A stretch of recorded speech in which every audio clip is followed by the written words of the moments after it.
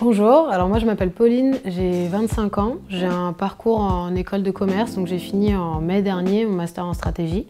J'ai commencé mon entreprise en fait pendant la fin de mes études et l'année dernière j'ai été lauréate de Start in ESS, donc la première promotion de Start in ESS. Mon projet s'appelle EasyV pour Easy Volunteer. L'idée c'est de faciliter et de valoriser l'engagement solidaire de chacun.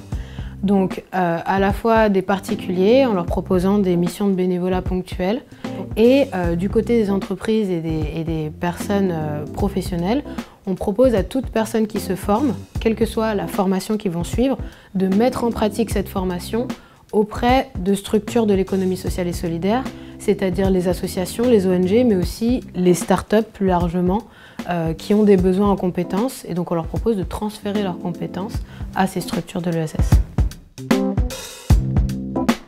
Alors en fait l'idée me vient de les 6 mois que j'ai passés pendant mes études aux États-Unis, où j'ai découvert l'entrepreneuriat social. J'ai fait beaucoup de bénévolat là-bas. Et quand je suis rentrée en France, il y a eu ce manque de missions de bénévolat faciles, simples à trouver, sans engagement, qui était beaucoup le cas là-bas. Et c'est comme ça que j'ai lancé EasyV sur un groupe Meetup qui s'appelle EasyV Trouve ta mission. Et je voulais savoir s'il y avait d'autres personnes qui étaient un peu dans la même situation que moi. Et effectivement, aujourd'hui, il y a plus de 800 membres sur la communauté. On a une dizaine de missions qui tournent. Et sur la partie entreprise, c'est un peu le prolongement, en se disant les collaborateurs ont aussi beaucoup de choses à apporter en termes d'expertise et de savoir-faire. Et de les mettre en situation d'apprentissage théorique et de leur créer l'opportunité de s'engager. Ça faisait sens et ça répondait à 2 enjeux, l'engagement solidaire d'une part, mais surtout le développement continu des compétences.